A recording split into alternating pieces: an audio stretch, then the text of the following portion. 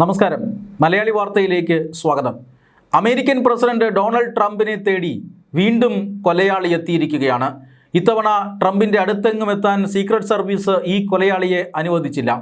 Trump white ഹൗസിൽ ഉണ്ടായിരുന്ന സമയത്താണ് ഇത്തരത്തിലൊരു കൊലപാതക ശ്രമം നടന്നത് എന്നാണ് അമേരിക്കൻ സീക്രട്ട് സർവീസ് ഇപ്പോൾ പുറത്തുവിടുന്ന ചില വിവരങ്ങൾ പറയുന്നത്. അതായത് ഈ കഴിഞ്ഞ ദിവസം തിങ്കളാഴ്ച ഇത്തരത്തിൽ വൈറ്റ് ഹൗസിന് മുന്നിൽ റോന്തു ചുറ്റുകയായിരുന്ന അമേരിക്കൻ സീക്രട്ട് സർവീസ് ഉദ്യോഗസ്ഥരാണ് ഒരു വ്യക്തിയെ സംശയാസ്പദമായ സാഹചര്യത്തിൽ കണ്ടത്. അയാളെ പരിശോധിച്ചപ്പോൾ അയാളുടെ കയ്യിൽ തോക്കും മറ്റ് ആയുധങ്ങളും ഒക്കെ ഉണ്ടായിരുന്നു. പക്ഷേ പെട്ടെന്ന് തന്നെ കിട്ടിയതോടുകൂടി അല്ലെങ്കിൽ പിടിയിലായി എന്ന് അറിഞ്ഞതോടുകൂടി സീക്രട്ട് സർവീസിൻ്റെ കണ്ണ് വെട്ടിച്ച് ഇയാൾ ഓടി രക്ഷപ്പെടാൻ നോക്കി. പക്ഷേ അമേരിക്കൻ സീക്രട്ട് സർവീസ് ഇയാളെ വെടിവെച്ചിട്ടു. അയാൾക്ക് പരിക്കുകളുണ്ട്, പക്ഷേ ഗുരുതരമായ പരിക്കുകളല്ല. അയാളെ ഇപ്പോൾ ആശുപത്രിയിൽ പ്രവേശിപ്പിച്ചിരിക്കുകയാണ്. ഇങ്ങനെ സുരക്ഷാ സേന വെടിവെച്ചപ്പോൾ തിരിച്ച് ഈ പറയുന്ന അക്രമിയും തിരിച്ച് വെടിവെച്ചിട്ടുണ്ട്. ആ വെടിവെപ്പിൽ അവിടെ ഉണ്ടായിരുന്ന ഒരു വ്യക്തിക്ക് പരിക്കേറ്റിട്ടുണ്ട്. അതും ജീവന് അപകടകരമായ രീതിയിലല്ല ആ പരിക്കുമുള്ളത്. എന്തായാലും ഇപ്പോൾ ഈ പറയുന്ന അക്രമിയെ ചോദ്യം ചെയ്തു വരികയാണ്.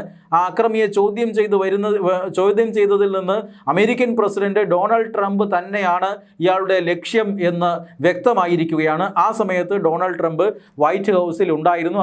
അദ്ദേഹത്തിൻ്റെ ഔദ്യോഗിക കർത്തവ്യത്തിലായിരുന്നു എന്നാണ് ഇപ്പോൾ ഈ അമേരിക്കൻ സീക്രട്ട് സർവീസ് പുറത്തുവിടുന്നത്. അതായത് വളരെ മികച്ച അല്ലെങ്കിൽ വളരെ ആസൂത്രണം ചെയ്യപ്പെട്ട മറ്റൊരു കൊലപാതക ശ്രമം കൂടി ട്രംപിന് നേരെ നടന്നിരിക്കുന്നു. അത് ട്രംപിൻ്റെ സുരക്ഷാ വലയത്തിൽ തട്ടി ഇല്ലാതാകുന്നു എന്നുള്ളതാണ് ഇപ്പോഴത്തെ ഏറ്റവും പുതിയ സംഭവ വികാസം.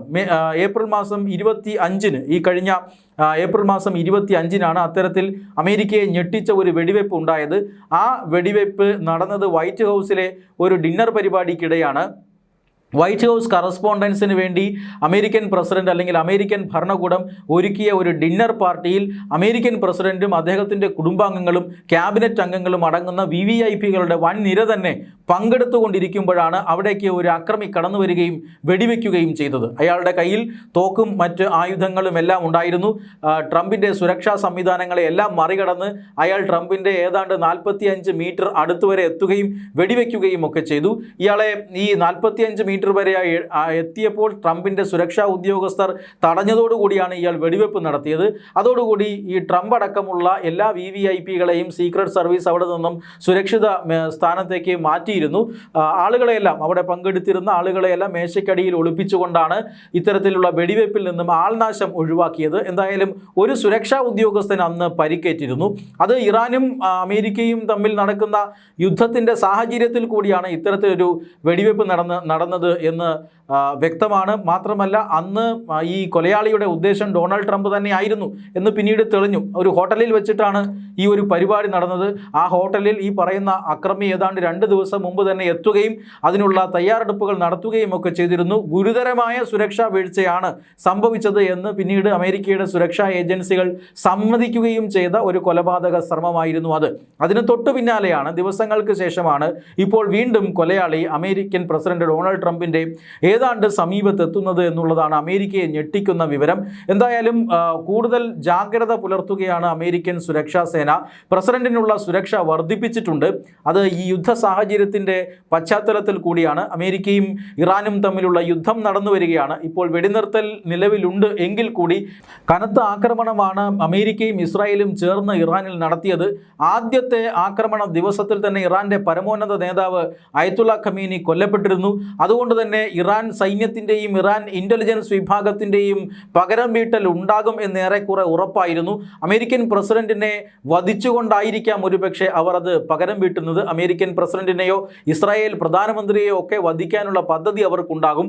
അതുകൊണ്ട് തന്നെ ഈ യുദ്ധ സാഹചര്യം കണക്കിലെടുത്ത് വലിയ സുരക്ഷയാണ് ട്രംപിനും നെതന്യാഹുവിനുമൊക്കെ നൽകിയിരിക്കുന്നത്. നെതന്യാഹു വിദേശ രാജ്യങ്ങളിലടക്കം യാത്ര ചെയ്യാതെ രാജ്യത്ത് തന്നെ കഴിഞ്ഞുകൂടുന്ന ഒരു സാഹചര്യമുണ്ട്. മാത്രമല്ല ഇത്തരത്തിൽ വലിയ സുരക്ഷാ ഭീഷണി അമേരിക്കൻ പ്രസിഡന്റ് നേരിട്ട മറ്റൊരു സമയം കൂടി ഉണ്ടായിരുന്നില്ല. നേരത്തെ നിരവധി തവണ ട്രംപിന് നേരെ വധശ്രമം ഉണ്ടായിട്ടുണ്ട്. അദ്ദേഹം ഈ പ്രസിഡന്റ് തിരഞ്ഞെടുപ്പിൽ സ്ഥാനാർത്ഥിയായി മത്സരിക്കുന്ന സമയത്ത്, അദ്ദേഹം തിരഞ്ഞെടുപ്പ് പ്രചരണത്തിലായിരിക്കുന്ന സമയത്താണ് അക്രമി അദ്ദേഹത്തിന് നേരെ വെടിയുതിർത്തത്. തലയ്ക്ക് നേരെ വരികയായിരുന്ന വെടിയുണ്ട ഭാഗ്യത്തിന് തലയിൽ കൊണ്ടില്ല, ചെവിയുടെ വശത്തുകൂടി പോവുകയായിരുന്നു. ചെവിയിലൊരു ചെറിയ മുറിവുണ്ടാക്കി എന്നല്ലാതെ മറ്റൊന്നും അനിഷ്ട സംഭവങ്ങളൊന്നും ഉണ്ടായില്ല. പക്ഷേ ട്രംപ് രക്ഷപ്പെടുകയായിരുന്നു. രണ്ടാമത്തെ കൊലപാതക ശ്രമങ്ങൾ, അങ്ങനെ നിരവധി കൊലപാതക ശ്രമങ്ങൾ ട്രംപിന് നേരെ ഉണ്ടായിട്ടുണ്ട്.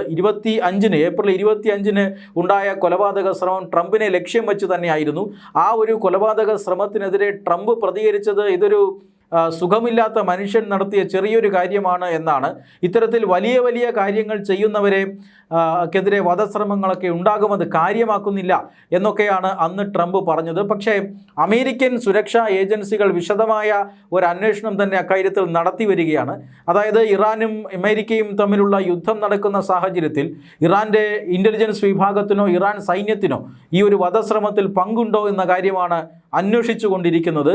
ഇത്തരത്തിലുള്ള ഇൻ്റലിജൻസ് ഏജൻസികളുടെ ഓപ്പറേഷൻ അത് കണ്ടുപിടിക്കാൻ വളരെയധികം ബുദ്ധിമുട്ടാണ്. അതിൽ തെളിവുണ്ടാവുക വളരെ പ്രയാസമാണ്. എന്താണ് നടന്നതെന്നോ അല്ലെങ്കിൽ ആരാണ് ഇതിന് പിന്നിലെന്നോ ഒക്കെ കണ്ടെത്താൻ വളരെ പ്രയാസമായിരിക്കും. എങ്കിലും അമേരിക്കയെ പോലുള്ള ഒരു രാജ്യത്തിന് അത്തരത്തിലുള്ള സംവിധാനങ്ങളുണ്ട് എന്നാണ് ലോകം മനസ്സിലാക്കുന്നത്. അതുകൊണ്ട് തന്നെ അമേരിക്കയുടെ സുരക്ഷാ ഏജൻസികൾ ഇതുമായി ബന്ധപ്പെട്ട് വിശദമായ അന്വേഷണം നടത്തി വരികയുമാണ്. ഈ സാഹചര്യത്തിലാണ് വീണ്ടും അമേരിക്കൻ പ്രസിഡന്റിന് നേരെ ഇത്തരത്തിലൊരു കൊലപാതക ശ്രമം ഉണ്ടായിരിക്കുന്നത്. അതുകൊണ്ട് ഈ കൊലപാതക ശ്രമത്തെ തുടർന്ന് രാജ്യത്ത് കനത്ത ജാഗ്രതാ നിർദ്ദേശം നൽകിയിരിക്കുന്നു. പ്രസിഡന്റ് അടക്കമുള്ള ഭരണാധികാരികൾക്ക് കനത്ത സുരക്ഷ നൽകി വരികയുമാണ്.